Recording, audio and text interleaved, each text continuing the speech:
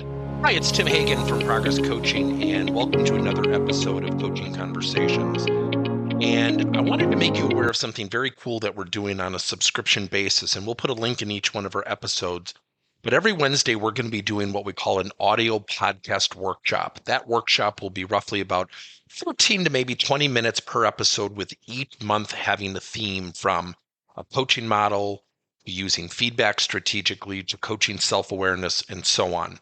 So if you could look in the body or in the content description of each episode, and you will see a link where you can join this subscription. These are literally 4 workshops every month teaching specific strategies to address a particular area of workplace coaching as it relates, again, to things like awareness, motivation, teamwork, and what have you. Here's the cool thing. It's only $10 per month, and each month you will get a handout that we will follow along with. So we also give you a tool for you to take notes as we go through each episode. We hope you'll check it out. So what does a great coach do on a daily basis? What are some of the things that they can do to really drive their team, drive their own performance, drive their own psyche? First, they have to plan for the positives. More than anything, through 25 years of running this company called Progress Coaching, I go back to one fundamental. If you invest in the positives, people will open their own minds, their own doors to the opportunities where they need to get better. Yet we tend to come into work, we tend to be consumed by what we have to do. And then all of a sudden we go into this very reactive, corrective mode. We start to see things that need to be fixed, that aren't up to par. Now that's human nature. It doesn't mean we're bad people.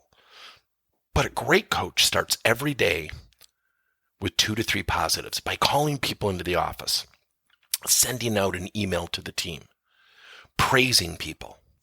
Second, they definitely look at their schedule and make sure they have 1 to 2 10 to 15 minute coaching conversations scheduled. If they don't have it scheduled, they schedule them. Last, they bring the team together, whether in person or virtually, and they praise. They start off with 2 to 3 things the team as a collective unit is doing extremely well.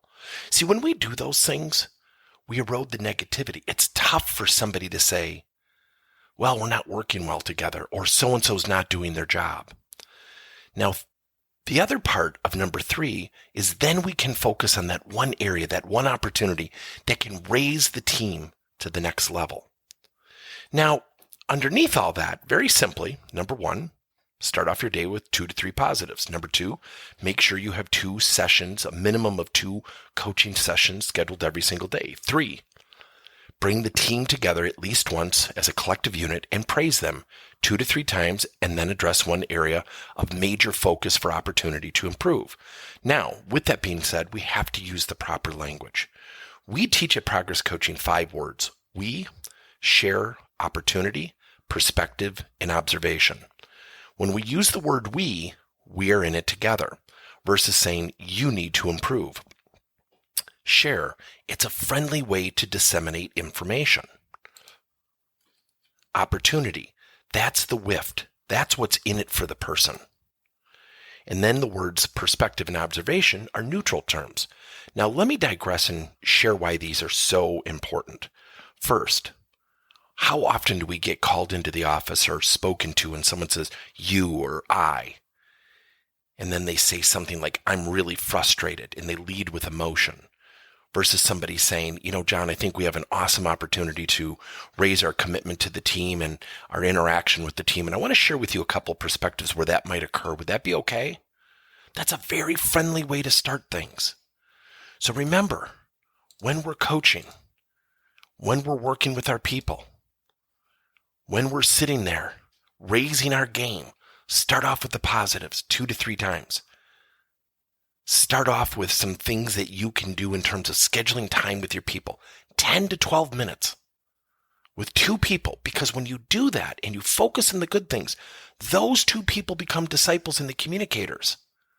See, we make a big mistake in management. We tend to think when we have private conversations, they're private. Oh no. When our employees go back to their workspace, everybody asks, what does the boss say?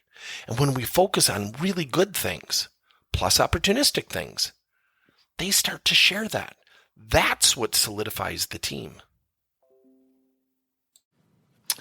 Thank you for listening to another episode of Coaching Conversations by Tim Hagen and Progress Coaching.